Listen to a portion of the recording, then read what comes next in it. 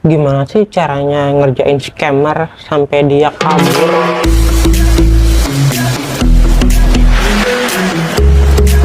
Nah, ini perlu nih kita tahu.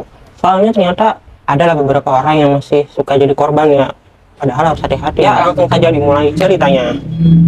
Jadi ini berdasarkan pengalaman yang sudah terjadi beberapa bulan lalu. Nah, jadi begini guys. Jadi awalnya kan dia yang memulai perkenalannya. Terus saya mencoba lihat-lihat dulu dong. Oh, profilnya gini, ininya begini, masuk sampai feed-feednya, sampai lihat like, sampai lihat komen. Soalnya biasanya kalau akun robot itu beda ya. Terus juga ternyata, oh, wow, ada teman-teman yang sama gitu. Maksudnya saya juga berteman dengan ini dan dia juga gitu. Tapi saya masih percaya nggak percaya, jadi ya sudah jalanin dulu gitu. Saya hai lagi. Akhirnya berlanjutlah ke perkenalan seperti yang bisa kalian lihat lah, seperti ini nih. Nah, itu terus berlanjut dan akhirnya minta nomor, dikirain bakal pakai kakao gitu ya, atau pakai yang lain lah.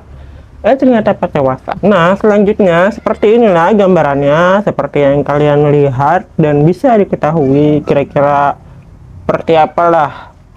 Kok udah kayak gini ya? Masih saya merasa juga nggak langsung kayak gimana ya, klepek-klepek atau gimana gitulah. Tapi masih menelusuri juga sampai kepikiran, ini sebetulnya orang ada di mana sih gitu. Apakah di negara A atau B? Dan sempat kepikiran kan sempat ada teman online ya yang di negara itu. Bener nggak sih ini? Coba cek. Tapi masih agak ragu juga. Akhirnya seiring berjalannya waktu, ya dia kembali mengakui bahwa dia tuh sebetulnya bukan di Asia, dari di Eropa gitu. Memang tinggal di Asia sih tadinya, tapi kan kerja di sana. Tapi nomornya itu loh, emang nggak lebih mahal ya, nggak lebih repot kalau nggak pakai nomor lokal. Nah, akhirnya berlanjutlah saya coba tes dengan saya kasih kasih Sherlock lah sekilas, tapi yang umum aja, maksudnya nggak mendetail banget gitu. Kok nih orang kayaknya dia nggak berani bagiin lokasi gitu, setidaknya ngasih tahu lah ini real loh di sini. Tapi nggak ada sama sekali gitu, malah bilangnya susah, nggak bisa bagi-bagi lokasi. Dan satu hari setelah, nggak lama banget sih satu harinya itu, paling selang beberapa hari, 3 hari lah hitung, sempet maksa akhirnya tiba-tiba dia ngilang. Nomornya nggak terlalu bisa dipakai lagi, katanya ada masalah, entahlah, tahulah, bodo amat masalah apa, nggak penting buat gue.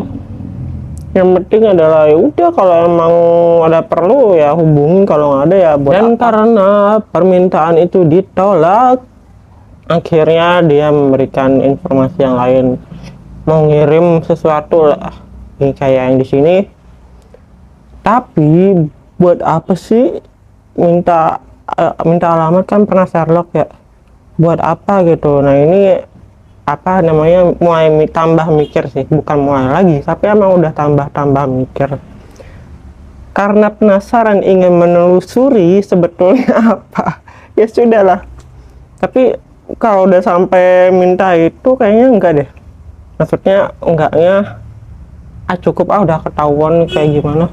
Ya udah, akhirnya selesai cerita dengan berakhir saya mempromosikan Indonesia. Tidaknya bertambah lah orang-orang yang main ke sini, ke Indonesia, biar rame. Nah, nggak lama setelah itu sempatlah nonton orang-orang Indonesia yang di luar negeri tuh.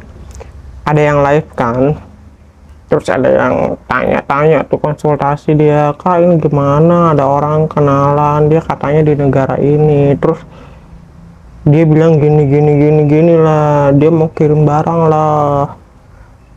Sampai ada juga yang bilang dia diajak ke negaranya gitu. Bukan diajak sih, orang yang bayar dia sendiri, maksudnya nggak dibayarin. Lagi pula ngapain katanya, nggak usah lah kayak gitu, orang nanti malah kena kasus penipuan. Kalau emang bener misalkan ada yang mengirim barang, ya dia yang kirim semua, dia yang nanggung.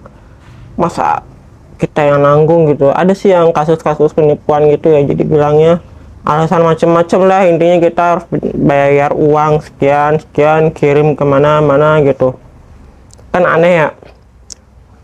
Terus kalau emang apa namanya pengen tahu langsung gitu ya kesini aja, maksudnya ke tempat kitanya gitu, ngapain kok kitanya harus ke sana, masa harus perempuan ke sana ya, aneh.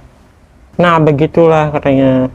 Ini juga pernah saya tanyakan langsung sih ke orang Korea ya, dia juga jawab, intinya sih jawabnya ya harusnya dia jadi orang baik nih, kita nggak harus apa namanya, nggak, jangan mau tertipu dong, jangan mau aja begitu gitu, jangan mau aja, waspada lah intinya, jangan sampai kejadian lagi.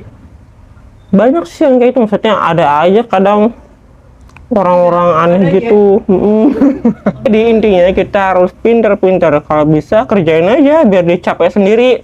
Udah mungkin itu aja sih ya. Mungkin ada lagi sih cerita lain yang mirip-mirip kayak gini nih, ada ya, dia tuh lebih ke penyalahgunaan akun, jadi harus hati-hati juga kita, jangan sampai mudah menyebarkan apa namanya informasi orang lain, soalnya bisa jadi orang itu disalahgunakan informasinya ya, seperti misalkan akunnya dihack, atau bukan dihack, kadang ada juga yang dihack, ada juga yang misalkan teman sekamarnya sendiri dia menyalahgunakan, ada sih. Itu tergantung personal masing-masing ya, ada juga orang yang tidak pernah seperti itu. Jadi kembali ke masing-masing dan harus waspada. Terima kasih. Wassalamualaikum.